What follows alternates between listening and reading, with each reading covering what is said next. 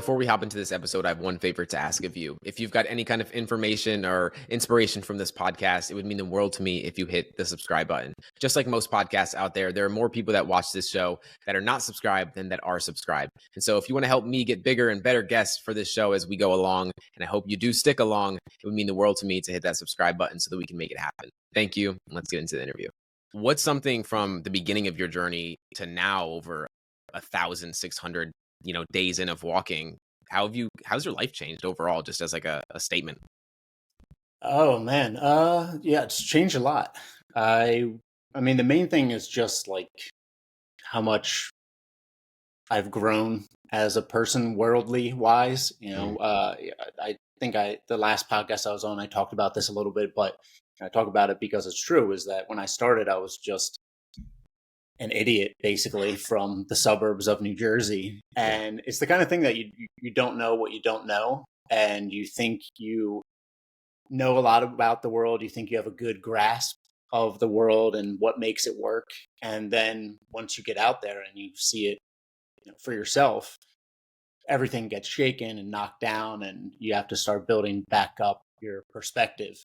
And so, yeah, if I met myself 7 years ago or 10 years ago, I just you're a kid, you're a kid and you don't know anything about the world. So yeah, I'd say that's the main thing from 7, 9, 10 years ago.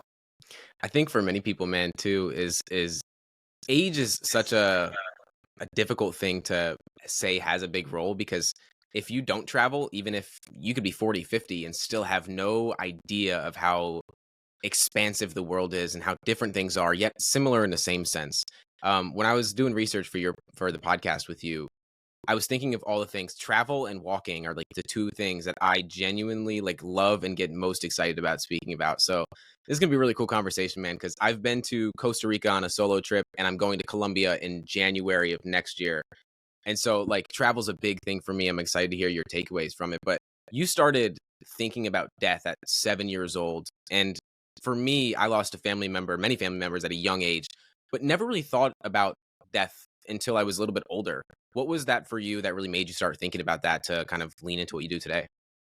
Yeah, I'm not sure exactly why I was thinking about death at such a young age. I remember, having this thought in, maybe 7 years old or 8 years old, whatever it was, around Christmas time, that my parents would die. And it was really jarring and scary. And I ran downstairs and jumped in my mom's arms, and she said that's not for a very long time. And so I kind of put that away, but it kept coming back.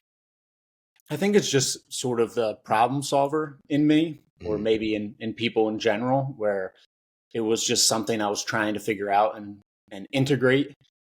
And for a while, when I was 13, 14, thinking about it, you get to the point where really it's unresolvable. There's no way around it. You are mortal, you are going to die. And that's that. And so for a while, I set it aside. And then when my friend Emery died at 17, it all came flooding back. And I realized, it was unresolved, that question of death. How do I integrate my mortality into how I live on a daily basis? And what it came down to ultimately was that carpe diem. That's what the answer was when I was in this fog for months of how do I integrate that idea. Carpe diem seemed like the best way to do it. Make the most of every day. And so I signed up for everything I was doing. Joined the swim team, joined the one act play, saying yes to everything, literally just saying yes to everything. If my friend wanted to go out for the night, all right, I'm going to go out for the night. So I was just getting pulled every which way. And then over time, you realize that you only have a certain amount of energy, you only have a certain amount of bandwidth. And so you have to decide on a direction.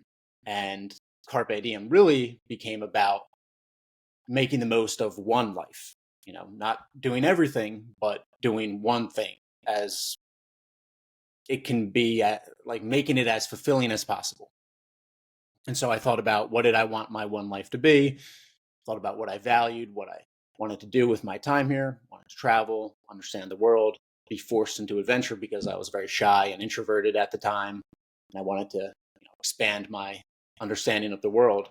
And so walking around the world seemed like the best way to do that. And and then it was 8 years of saving and planning and paying off loans and everything else, and until I was able to begin. And I would say it did a good job of, after 2 years, I remember I had this thought after I'd walked down Central America and South America and was about 10,000 miles into walking, 2 years into walking. I got really sick from this bacterial infection. Mm-hmm. And I lost 45 pounds. I was probably like 2 months from dying. And I thought, well, at least I'd given it my best shot. And I walked the Americas, and that's pretty good. So in a certain way, walking around the world did satisfy that question of how do I live? How do I make the most of my time here? But then years later, I got held up at gunpoint in Turkey, and I was really afraid of death. So, who knows how long that lasts? I don't know. Yeah, there was moments in Panama that was difficult too. There was a lot of moments, but there was also lucky moments too when you got across the border, seemingly no visa, like just similar situations where luck seemed to be in your favor in a lot of these scenarios because it could have went a much more difficult way. That's for sure. There's a quote that I heard you say. I guess not a quote, but a line that you said in a recent podcast that I absolutely loved. You said that after a while you stop having problems because you thought about them so many times. And I told that to a friend recently, and I thought, this is so, like, one of the things I post on my Instagram story, like, weekly is just take a walk, no headphones, no nothing, and just listen to your thoughts and allow yourself to be with yourself. And I'm curious how that shaped your relationship with yourself, because I can imagine it's massive. I love that. I think that's great advice. I'd recommend that to everyone. It's hard to, I don't think a lot of people follow through on it. I'm sure you say that Yeah. and put it out there, but I doubt a lot of people actually do walk every day or often. But yeah, I think it's really transformative. I think walking is just so fundamental to who we are as Mhm. humans. And I also think today it's really easy to get into this sort of hyper efficiency mode that every moment should be optimized, and you need to become this automaton of efficiency and maximize every little ounce of everything. And really, that's not going to make you happy ultimately. I mean, it's useful to be productive and it's useful to be efficient and get things done, but we probably need to embrace our humanity a little more, and walking is a great way to do that. Like you said, after about a year and a half into walking, when I was in the deserts of Peru and Chile, I had this thought that I had thought all the thoughts Mhm. and I had nothing left to resolve. And that was a direct result of just walking and turning over my life, my influences, and my idiosyncrasies for so long that they sort of just became things. There's a few ways I thought about it. Well, the first one, walking is kind of like you have this big ball of dirt beside you that you're rolling alongside as you go. These are your thoughts, and slowly a little bit of dirt falls off, falls off, falls off, and it gets smaller and smaller and smaller until there's nothing left. And then the other way, which is probably a more beautiful way to think about it, was kind of like garden, Mhm. where you're on your hands and knees and you're weeding, and metaphorically you're weeding your mind and you're weeding these thoughts. And eventually, when I got down to Peru, I looked around and I had no weeds left to pull, and the garden was clean. And when I began in New Jersey and down and walked down to Texas, I didn't even realize how filled with weeds the garden was. You just go through life, you're on whatever track you're on, and you're doing the best you can. And you don't really have time to reflect on what you need to resolve. But Mhm. then when you go out there and you're walking and you give yourself space to listen to yourself and listen to your thought, you realize, oh man, there's actually a million things that I need to think about, and listen to why I'm driven in this way and why I do this little thing and why did we break up and why did this relationship fall through and why does this relationship work? And it's all those little things that you realize that you just need to think about a little bit.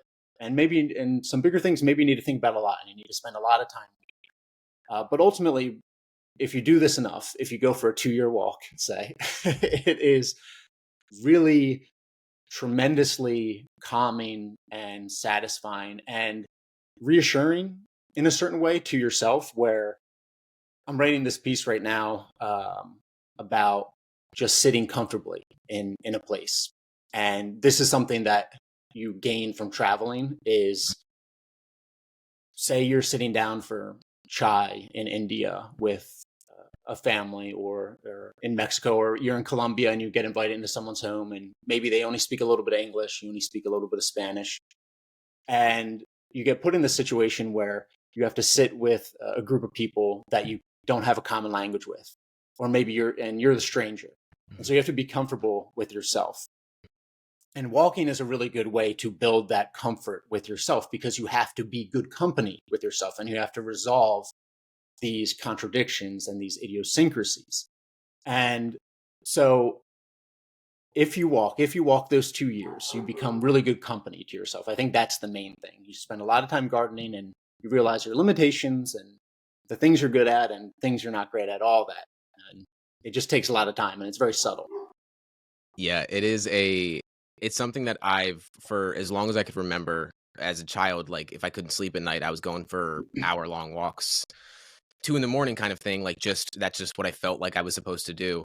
You bring up a memory for me when I was in Costa Rica earlier this year. I was on a bus ride home, couldn't leave my situation. It was hot as hell. I know your shoes were like the soles were burning off of your feet when you were there. It was a really like I had no water, no food, no nothing, and I had to sit in a bus for about 4 hours till I got back. And there was this moment when I realized I literally can do absolutely nothing to change the situation. So I might as well take advantage of the situation and just try to find solace in myself. And I assume for you with walking, finding a place to sleep at night, that was something that you had to get really good at. How has your relationship with solitude kind of built? And do you feel that's something that has really allowed you to even just get through the walking in itself? Yeah, I think fortunately I kind of fall like in between the spectrum of extroverted and introverted, where I think my personality lends itself pretty well to being alone, and then also, having sudden interactions with people. But also, yeah, I mean, like you did when you're sitting in that bus trying to just accept the situation, there's a lot of that when walking. There's days where you're just out in the heat and look, that's how it is, and you're going to have to deal with it. And there's other days you're pushing through the snow in Wyoming or Kansas, wherever, and that's the situation. It is what it is. And I think what helped me was, definitely, being good company to yourself, but also this real understanding and acceptance that nothing is permanent. And you get this great experience of that when you're walking and when you're out exposed to the elements, because it's easy to know that, and it's easy to be in your house and writing something and it just not be working that day, and telling yourself that, yeah, it'll be better the next day and things will go right the next day. But it's sort of just an intellectual thought. But when you're out there walking, you really experience these shifts in the climate, in the weather, in your mood, in who you run into all the time. And so, say when I was crossing the Sierra Madre Mountains in Mexico, and it was just 4 days of torrential rain. And then I'm on the other side, and it's dry and windy and it's fine. And I'm in Costa Rica and it's super hot and humid and miserable. And then I get into, Panama, and I'm up in the mountains a little bit and it's a little bit cooler. And then there's other weeks where I don't see anyone and nothing interesting happens. And I'm just so bored out of my mind. And then the next week I run into 5, 6, 7 amazing people, have some amazing meals. And even the same thing happens with my mood. I noticed when you have all this time to spend with yourself, I started to notice I would just have these 3 days where I would just hate everything. And I would just wake up just furious at the world, and everything was going to piss me off. No matter what it was, I was going to be snapping at everything. I just didn't want to deal with anything. And then about 2 weeks later, I would have another 3 days where I was on cloud nine for no reason and nothing bothered me. And so you just kind of learn that these ebbs and flows come and go naturally, and there's no avoiding it. So I think that just exposure, and I think you get this if you're going to do a hike, if you're doing the AT, if you're doing the PCT, anything like that, or even if you're just traveling to Colombia or Costa Rica, and you are not able to contain everything, you're not able to protect yourself from everything. You get exposure just to the world, and I think that helps you realize there's certain ebbs and flows to just life. Yeah, when I went to Costa Rica, it was my first time out of the country. I decided I'm going to go solo. I'm going to go in the middle of a city where everyone tells me not to go because I want to be a part of the culture and I really want to be engulfed in it. And I was there for 2 weeks, and what I realized, and I heard you speak about this a little bit too, is where when you go to a third world country, you realize how different yet similar the world is, because people are people regardless of where they are. We're all like have similar goals in some sense, but there are of course differences. Like you said, there was times where you hated life and then you loved life. And I assume your relationship with time has really shifted. I can even hear from the way that you speak, the way that your relationship with work seems to be different since the walk is over with. How's your relationship with time shifted? Because I could assume during it, it felt like time was going by slower than ever.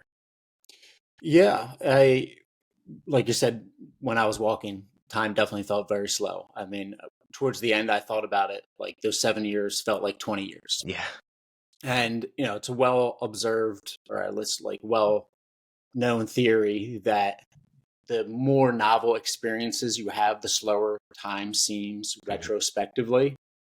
And, this is probably why when you're younger, time seems really slow and life seems so interesting. It's because you're going to high school and college and you're looking for your first job. All these experiences are very new and exciting. And then as you get older, you get your house and you get your routine and you work the same job for 20, 30 years, maybe, and you have the same friends that you've had for a while. And time starts to seem like it's going really fast. And I would say for me, that kind of bears out. I mean, like I said, when I was walking, the 7 years felt like 20. And these past 2 years, I have been mostly in one place and it feels a little quicker. Each day is less differentiated. I also say one of the great things about being outside all the time, like I was when I was walking around the world, is that the days aren't as truncated as they are inside. When you're inside and you go to bed in your bed and you click off the light and you put away your phone or you close the book and then you wake up inside, it sort of boxes off each day in this artificial way. But when you sleep outside, you go to bed to the sounds of crickets or the wind, whatever it is, and then you wake up to the sounds of birds and the sun rising. And it seems like it feels like the yesterday just bled into today rather than it being this clean break.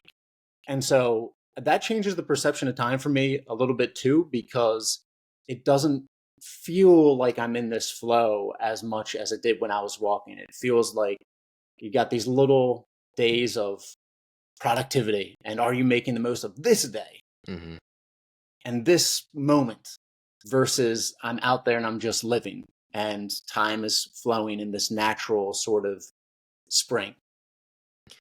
I know you listen to a lot of podcasts on your trip. Do you know who Oliver Berkman is by chance?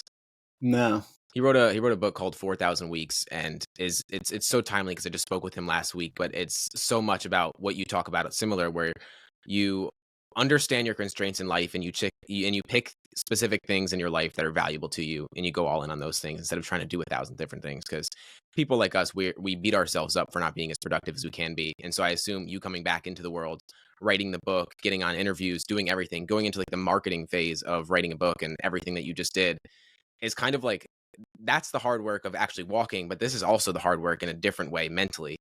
And I can imagine that experience has really shifted your relationship with work. Knowing that walking so much was something that really got you into the moment, I would assume that every day almost felt like a life in itself. How do you kind of ground yourself in every day now that you're not walking 8-10 hours a day? It's difficult, definitely. It's a great question. I would say I have a little garden in the back, and that's nice. Just being outside, I sit outside as much as possible. I go and play pickleball pretty often. Used to be a tennis player, now playing pickleball. Go to CrossFit every once in a while. So I think for me, it's like being outside and being, you know, doing some physical activity is probably the main way. And probably a lot of that is just from, being an athlete, my whole life, playing soccer growing up or swimming growing up, playing tennis in college, all of that. And so it's just ingrained. And then the walking as well. I remember when the walk was over, Savannah and I would still walk like 4 hours a day Mhm. because I just didn't know what to do with myself. And I go for a walk every morning still, or most mornings at least. And so I think for me, that's like just very satisfying as who I am, kind of thing, just being outside and getting some physical activity. But as far as like the work, I took this lesson away from walking where actually I took it away from Savannah, really, where I remember like a year in or so, and I was in the desert and things were just very bland and every day was the same. And the days were really long because they were all the same. And I was just pushing through the coast of Peru for weeks and weeks and months, and the hours were dragging by. And I ran out of podcasts to listen to, and all the music was sounding the same. And my brain just felt like the sand. And I remember looking at Savannah and thinking, I have no idea how she feels. And I'm sure she has days where she does not feel good and maybe she's cramping or she has a stomach ache or she just wants to lay in bed. But every day she walks the same amount of miles and she does it with her tail high. And at the end of the day, she runs around a little bit and then comes and hangs out with me. And so what I took from that and watching her was that I need to separate in a certain way my emotions from what I do and to do the thing I set out to do, regardless of how I'm feeling. And so I try and apply the same thing. It was easier to do when I was walking because there was this really literal measure of my progress. Did I move a little bit on the map? Did I make it another 24 miles? And now progress is more amorphous. It's, did I write 1,000 words? Did I send out some emails to talk to someone on a podcast, to do some media hit, whatever it is, now that the book is done? And even the book, even when I was doing the book, the progress was more uh, like visceral because For sure. I was editing, I was writing. But I try and take that same approach where separate my emotions. Maybe it's not a great day. Maybe I'm not feeling it, but do the work anyway, do a little bit of work at least, just to feel some sense of progress. And then at the end of the day, close the book, say, okay, you did your best today, give it a try tomorrow. And that's that. That's that. Be satisfied. Yeah, the approach that I like to take is how do I want to feel after, not how do I feel before?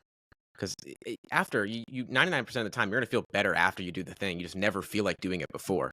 But if you always think about how you're gonna feel after, it'll give you a little bit more energy to go into the thing, a little more upbeat, and it's not like a battle that you have to fight to do the thing. It's like, no, I get to do this thing because I'm gonna feel better after it.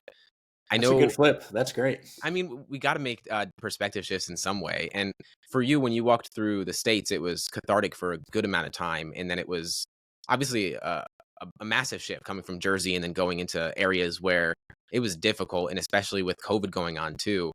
There was a it was difficult getting into a lot of different countries, and you didn't even get to do everything that you really wanted to do. What was that experience like leaving the U.S., stepping into a new country? What was that like for you? It was a lot at the beginning. I walked those first 4 or 5 months in the US, and it was just figuring out how to get water, how much water do I need, how to stretch, what roads to walk, really the basics. And then when I stepped foot in Mexico, it was like being blasted with a water hose, where it wasn't only that I was abroad, it wasn't like I flew into Paris, and all of a sudden I'm in a city and I don't speak the language, but it's a little jarring, but I know I can manage. It was, I'm walking through this country and I'm navigating it, and the roads are different than the roads I know. The language is different. The food is different. The noises are different. The smells are different. Now I have to go find a place to sleep as well. Is this neighborhood dangerous? Is it not dangerous? There's just a million things all at once. And for the first few months, especially through Central America, I remember thinking that I was using 100% of my brain. Like my brain was just maxed out when I would pass through these cities, and it was so exhausting. And then I just couldn't wait to get to the other side of the city, out into a field when I could finally relax. And it was just processing that newness that was around me all the time. And in hindsight, a lot of it was really just ignorance, and not ignorance in any malicious way, in any malicious sense, just pure ignorance. I just had never walked through Mexico. I didn't know Mexico. And so when you have that gap between what you know and what the world is, you automatically step into this defensive stance. And especially because it was just me looking out for me and Savannah, I had to be on edge a little bit. I had to be a little bit defensive. And in that gap of ignorance, you just don't know what you can get away with, what you can't get away with. And so everything seems like it's this big, scary thing. And over time, if I went back to Mexico now, it would be an entirely different experience for me. I would be a million times calmer. And like you said earlier, everywhere you go, it's just people. And one of these things that helped get me through at the time when I was going through it was that I'm walking here. This is new to me, but there's people walking here every day. They're walking to work. This is their home, And so I just thought about that over and over again to get me through, is that I'm just passing through someone else's home.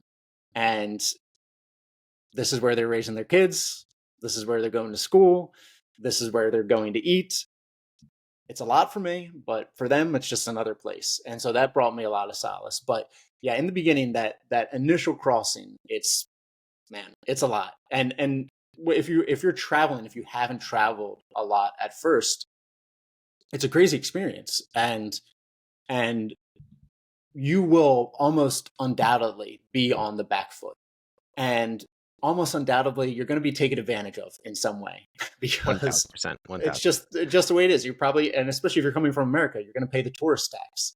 That is like a fact. Yeah. And that's something that can't be avoided. And it's something I've accepted too, is that this is just the way of the world. Look, you come from a country where you have more money, and so you're going to probably get charged a little more. And even in my years of experience, it wasn't all the time that you get charged a little more, but a great deal of the time you get charged more. So you're probably going to get taken advantage of a little bit, but the world is a very safe place. And the media is the media because they're trying to tell stories, and it's not an interesting story to say, hey, this little town in Mexico, everything was great for a day, for a year, and everyone's fine and they're having a nice time. That's not a story. You're not going to write about that. You're going to write about whatever, the gang violence or wherever else. But when you first start traveling, it's really a lot. But might help to just think you're just in someone else's home, and it's new to you, not new to them. It's a beautiful perspective. Yeah, and I've heard so many people, and I assume that you heard it before your trip as well. Solo travel when you're young is like one of the most transformative things that you can do, because you build so much confidence in yourself to be able to even just get through customs in a foreign country where you don't even know where anything is. I remember getting to Costa Rica, getting in my first taxi, got scammed, of course. And I feel like it's a story rather than something that you can look negative upon. And I'm looking at billboards and I'm like, these are all in Spanish. I don't know a single word of Spanish other than like hello kind of thing. And it was such an awakening for me. And I think so many people, if you're insecure or unconfident in some way, or just genuinely want to see the world, I think it's one of the most impactful things that you can do. And I'm trying to do more of it and more of it. I know for you, though, there was a moment in Georgia, you met a guy named Rob, where you didn't really trust your gut initially when, in every other circumstance, it seemed like you did after that. But what was that experience like, and how did you start trusting your intuition, or did you start trusting your intuition a little bit more after that experience? Yeah, this was a encounter that I had in rural Georgia, U.S., Mm. the state, not the country, pretty early on into my walk. And really highlighted just how naive I was, I Yeah. would say, and how protected I was growing up. And, it's a good thing to grow up in a nice, safe suburb, and everyone around you is nice and there's no crime. And also, I was a male. I think that's a big part of it. But I didn't have, at that point, I didn't have this ability, like you said, to listen to my gut. And I met this guy out on the dirt roads of Georgia, and the whole story's in the memoir.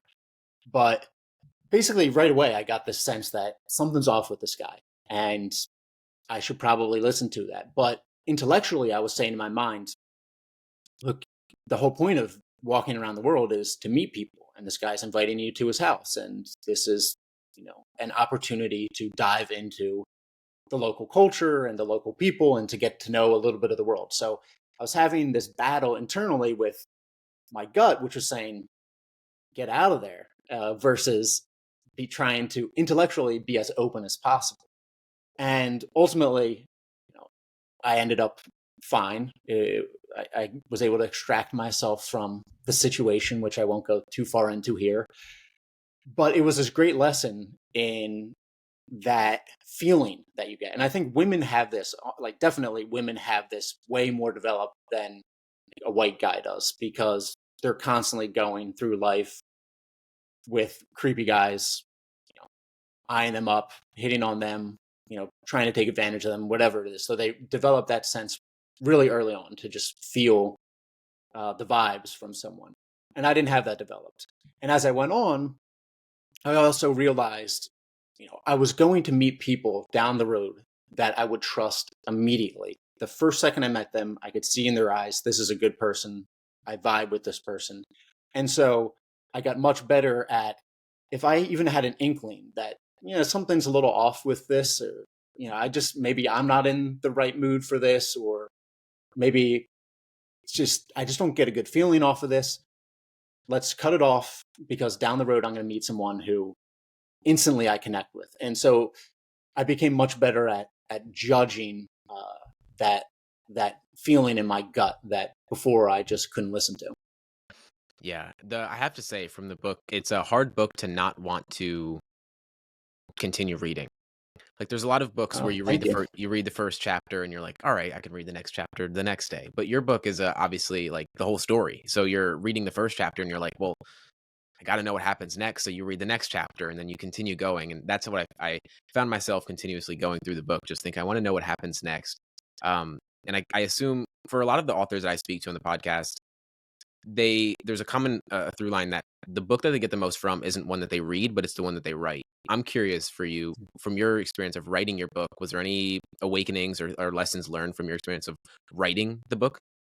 Yeah, it's an interesting question. I wouldn't say so necessarily, which is maybe not the answer that you're looking for. But for me, the writing, I've been writing since out of college, I Mhm. guess, and I wrote a bunch of really bad books. And then when I started the walk, I was writing this blog, and it was terrible at the beginning, and eventually I sort of figured out my voice. And I when I wrote the memoir, The World Walk, um, which you have, and I really only tried to service the reader.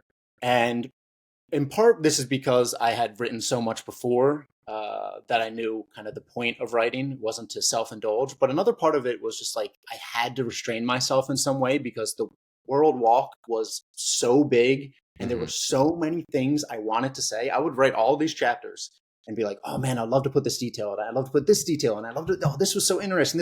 And you just can't. And so it was almost beneficial in a way to the for the world and for the world walk to have had so much packed into it that I couldn't fit it into a book, because then I had no problem cutting out the unnecessary.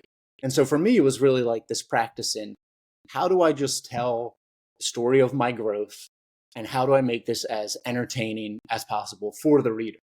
And I was able to set my ego aside And even though it would have been really interesting to tell some of these little details, some of these little stories, knowing in my heart that there's just not space for that. And so it was really a joy to write, as just a writer and trying to create something that people will enjoy reading. So you've heard the quote, you were the average of the 5 people you surround yourself most with, right? Well, that's more true than you could possibly imagine. And what if those 5 people were a human lie detector, an FBI negotiator, an ex-CIA spy, a billionaire, and everything in between?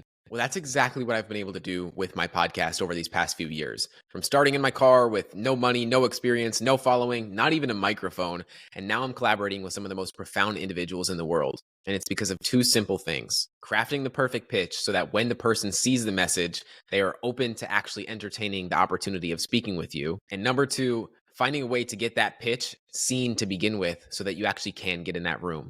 And if you want to learn the skills and how I've been able to get the guests that I've been able to get in my show without any kind of audience or experience, the link in the description will be there for Get Your Guest, my course, and how I've been able to collaborate and connect with some profound individuals and show you how you can too. Yeah, and in writing, there's a lot of elimination after going through it. Was there anything that comes up for you top of mind right now that you left out that you wish you could have added? Uh, yeah, I mean, the first one that comes to mind, I would never have added to the book. Okay. But I got Montezuma's Revenge in Mexico, Mhm. and I spent a week with just like the worst imaginable stomach pains, and it got me into like these just wild kind of just absurd moments. And I would never have added that to the book, but that's the first thing that comes to mind. Another time I met this great guy, similarly, where we both had, again, stomach pain in Mexico, and he was cycling from Alaska. This guy Shane, an Australian, who's cycling from Alaska down to Patagonia, and we had just crossed over Lake Atitlan in Guatemala, and I go to sit under a tree. He's sitting under a tree right there in the same spot, and we just like, hey, what are you doing here? I say, oh man, I got this terrible stomach pain, and it's so hard to find good food here. And we started talking, and we spent a few days together, and both of us were just like, crippled from the stomach illness. And then I met him again later down the line in Guatemala.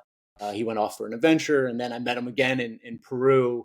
And I tried in the book to put him in there, because he's a great guy, and we had some interesting conversations. And there's this moment in particular that I would have loved to, like this detail in particular that I would have loved to have shared with the reader, which was in Guatemala, I would get to these shops and I would ask for agua, water, and I would be given a Coca-Cola instead. And this happened a few times. This happened Right. multiple times. And it happened when I was with Shane. And so I tried to like put this story in there just because I thought, we had an interesting conversation. This is such a weird little quirk that would be interesting to the reader and was very interesting to me, but it just didn't fit in the book. So I cut it out. But ultimately, the reason agua gets you a Coca-Cola in rural Guatemala was because there's not a lot of potable water. And so everyone buys their water, and Coca-Cola is the same price as water, and it's just as accessible. And so the word for water just came to mean Coca-Cola. And so to actually get water from these little shops, you had to ask for agua pura, pure water. You couldn't just say agua. That's getting you Coca-Cola. And so that's one of the little things I would have loved to have added in the book, just because it's just a weird little quirk of humanity and the world, but there wasn't space for it.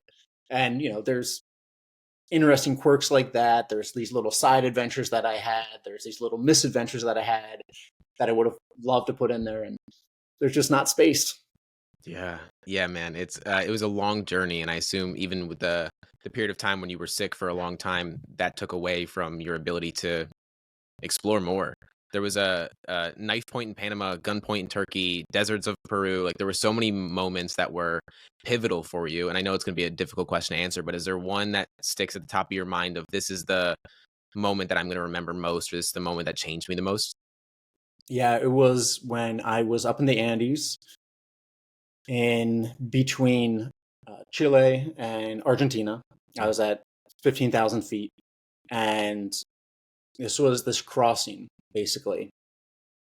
into the border, and at 15,000 feet for 4 days with nothing around. And I was exhausted, and I crawled out of my tent in the morning. I'd slept maybe 2, 3 hours because it was so windy up on the Altiplano, where there's it's just high altitude plateau. The wind is roaring. It's really hard to find a structure or any protection, and so the tent is rocking all night. I barely slept. I crawled out of the tent, and I start pushing my cart with all my things in it through the sand. And just 5 minutes in or so, my legs gave out on me for the first time ever, and I fell face first into the sand, and dead tired. And next to me is this hill with these yellow tufts of grass running up it, which is so beautiful. And after a little bit, I turned over, and Savannah came and sat beside me, and I felt her back sort of against my side, and she's looking out, protecting me, even though there's not a thing around. And it's the perfect temperature. There's no winds, and I sort of pictured us from above. I could see us like a painting, and me laid out there, and Savannah looking, and nothing around. And it was this really beautiful moment to reflect on the life I had, created for myself. We had walked at that point 8,000 miles, over 8,000 miles, and I adopted Savannah in Texas, and we were as far from everything as we had ever been. And I had pushed my body to the point of collapse, which is something not everyone does ever, and I collapsed, and I was exhausted, and I was on this adventure with this great dog that I never imagined I was going to have with me. And so it just offered this moment to take in how far I had come and what a great adventure I was on. It's awesome, man. The journey is inspiring, to say the least. There was a moment for you. I want to say you were stuck in, was it Azerbaijan for 6 months? Yep. How was that experience like? Would you recommend going? Like, was that the place that you were in for the longest period of time? Because you were stuck because of COVID, I believe. I was ultimately in Turkey for longer, Yeah. also because of COVID. Turkey was Right. one of the large countries that was still open during COVID, so I went and walked around some more there. Mhm. I spent about 9 months in Turkey, Wow. just biding my time. Well, 3 months before, when I walked along the Black Sea, and then another 6 months or a little less than that, um, just biding my time, waiting for Central Asia to reopen. But yeah, I was in Azerbaijan. I got stuck there during COVID. This was in, I guess, March of 2020. And so as I was walking Azerbaijan, all the countries are closing around me. And I was kind of in the mountains, kind of in the middle of nowhere, Mhm. not very connected to things. And I remember meeting this guy in the mountains, and him telling me Baku was closed. You say Baki, closed. And so that's the capital. And I realized at a certain point that, oh man, like every country around me is closed, and I'm stuck here.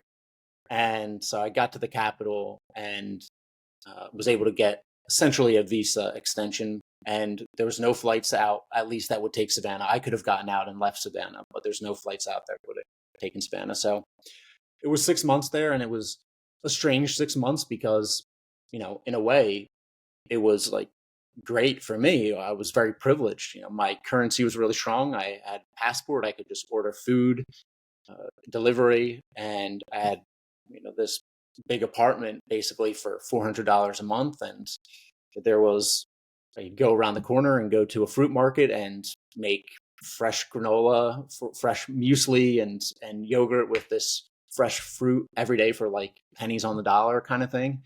But also, people are dying, and the Azeris, the locals, a lot of them were struggling because of lockdown, and they were out of work. And so it was this strange dichotomy where, for me, I was very blessed by the passport and the currency I was born into, but around me, the people were really suffering, and so it was, like many things in the walk, very eye opening and humbling.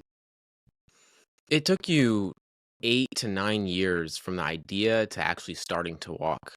I assume for a lot of people that have a dream or something that they want to pursue, if they're given a long period of time from idea to implementation, they're kind of just, they give up. usually. And I know for you, you got sponsored eventually, so that was something that gave you a little bit more belief. But what was the thing that kept you, or do you have any inspiration for anyone that is like wanting to do something, but maybe they can't do it yet? Like, what kept you going? I guess my question is. Yeah, I would say the first thing is just like accept things take time. I mean, today we expect this instant gratification and you expect to be famous and wealthy and successful immediately. And it's not realistic. It's not going to happen. And the things that look like overnight success are not overnight success. So I would say really just accept at the core of things take time. And then also, time is going to pass no matter what. Are you going to spend it pursuing something that you want to do, and something hopefully that you've reflected on and that you really value? Are you going to spend your time doing that, or are you just going to spend your time dilly dallying, being pushed in whichever direction? And so I think with those two things in mind, it becomes much easier to stay the course. And then also, if you really reflect on what you want out of life, that is probably the best antidote to impatience. Because, say, for me, for example, after I had gotten this bacterial infection, almost died, slowly recovered, I was in this really bad state in Europe and I was just miserable. And all my thoughts were a little bit pessimistic, and I just wanted to be home with my friends, with my grandparents, with my family. And instead, I was pushing through the German rain, the Belgian snow, and just miserable. But then when I really played it out in my mind, what would life be like if I returned?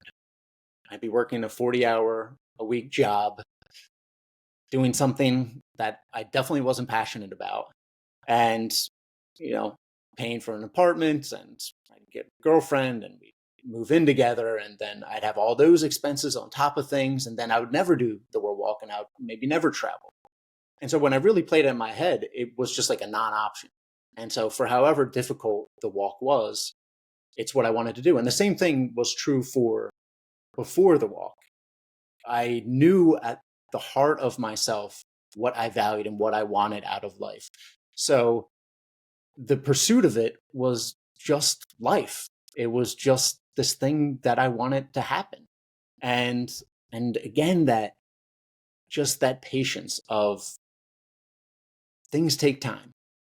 It takes time to save money. I had a lot of student loans to pay off. That's just going to take time. You're not going to pay it off all the time.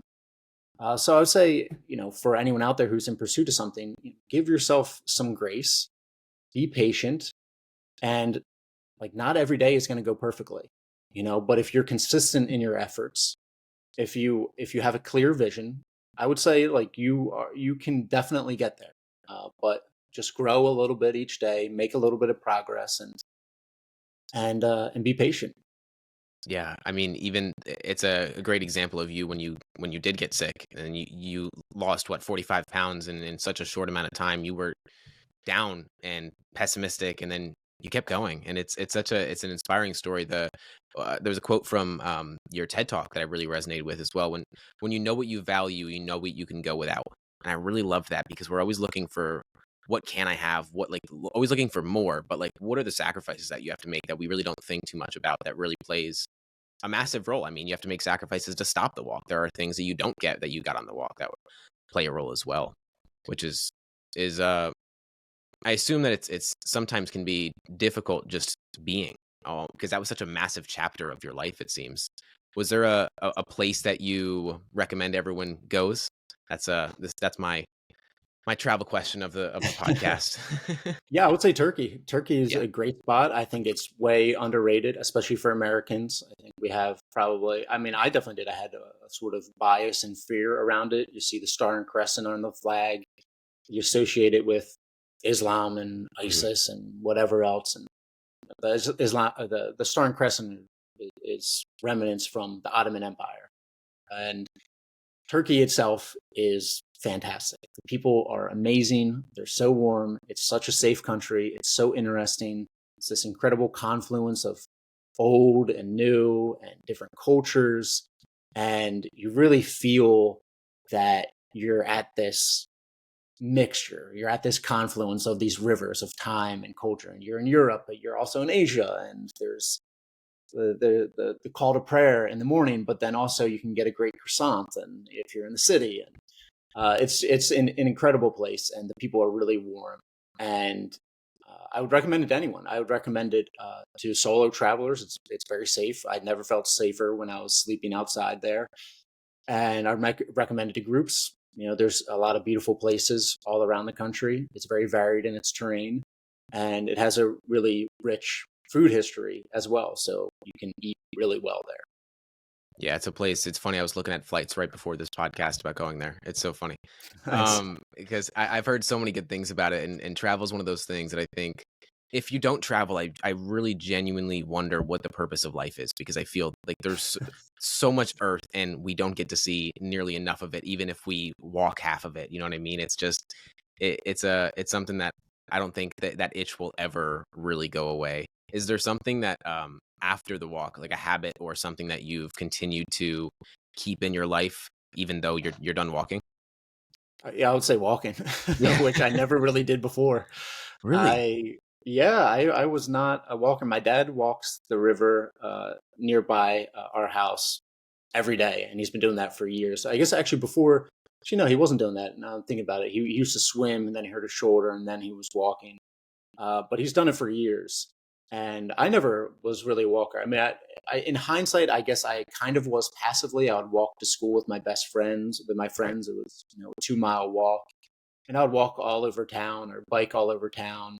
And in college, I would walk around.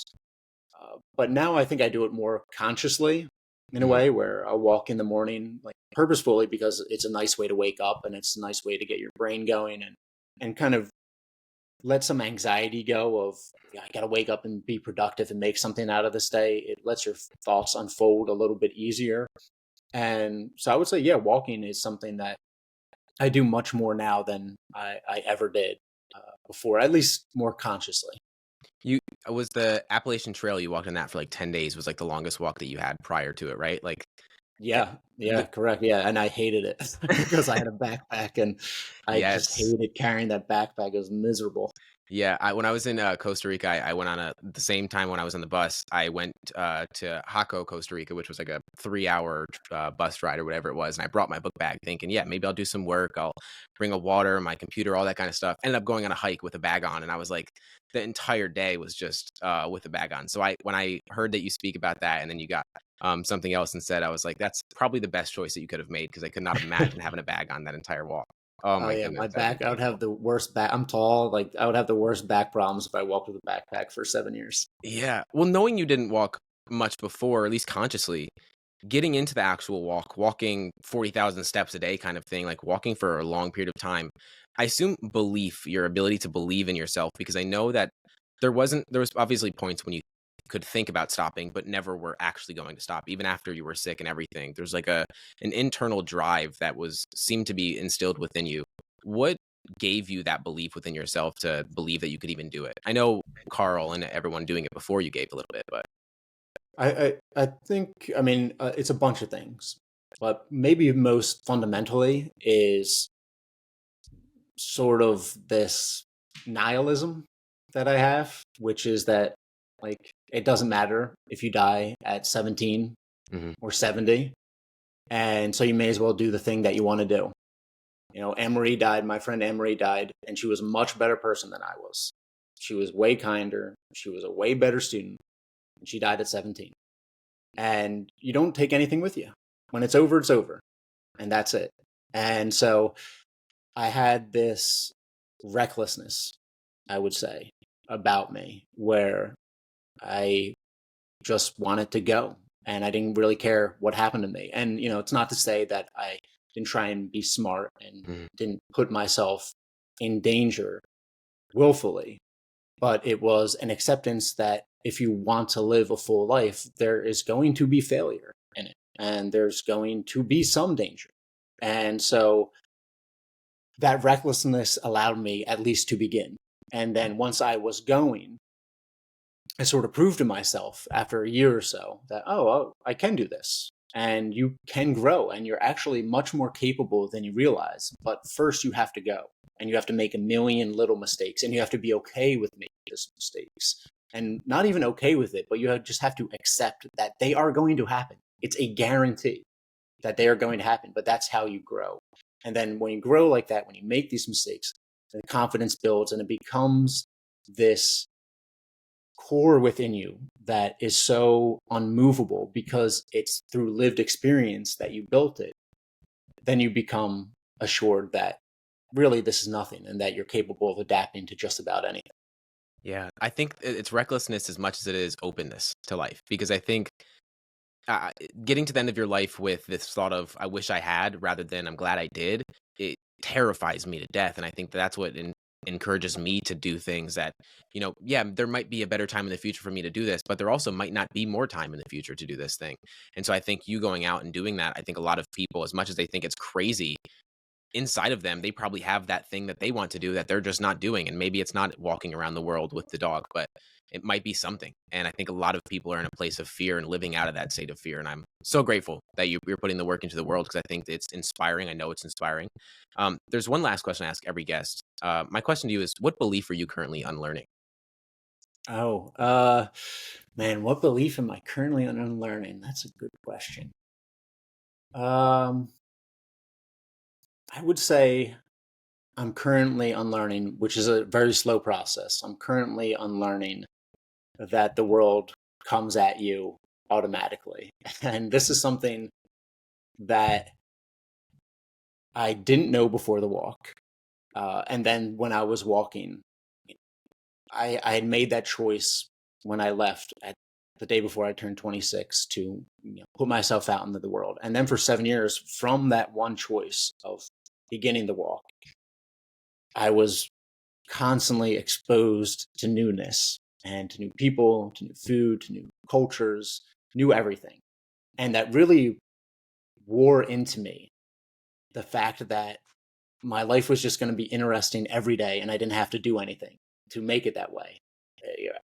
Every day I would get a new blast of the world and I would learn new things and I would be a little bit tired. And at the end of the day, I'd have great sleep because I was a little bit tired. And then when the walk was over, things weren't coming at me. And I was just sitting in the apartment wondering, why aren't things coming at me? And so I'm still kind of unlearning that is that, oh, like you have to go out into the world. And so I'm working on it. And, it's the world that, you know, that we live in, I would say now is really designed for comfort. And in the US, it's really designed for isolation. I just don't Hmm. think there's not great infrastructure for building community and for this natural experience of community. So in the US in particular, I think you have to be really conscious about going out and doing things and interacting with people and pushing yourself a little bit and just being out in the world. And so going from these 7 years of always being out in the world to now being in a house and writing and being much more isolated, I'm still consciously really unlearning that old habit of just letting things come at me. Now I'm trying to much more actively go out. Mm. Yeah, I could imagine. I could imagine. I mean, I call myself an introverted extrovert. When I'm around people, I can talk all day, but I definitely need that time by myself. And as a entrepreneur, as you know too, I mean, it is isolating unless you don't make it isolating, because you are always with yourself doing stuff on your computer, whatever it may be. You have to get out. Um, Tom, your work is so inspiring. The story, what you've done, the book. I think you're going to impact so many people, man. Of course, all of your links will be in the show notes below. But is there anywhere you'd like to direct people? Yeah, to the book, the memoir, The World Walk. I put a lot of years into it, 2 years of actual writing, and I think it's a great book. The publisher is very excited about it, and it's a great adventure story. So you can find that, Barnes and Noble, Amazon. I don't know when this is coming out, but you can pre-order it, The World Walk, and eventually be on bookshelves. And yeah, that would be fantastic. And if you want to, it's The World Walk on Instagram, all the other places as well. Beautiful. Thank you, man. Yeah, thanks so much, James.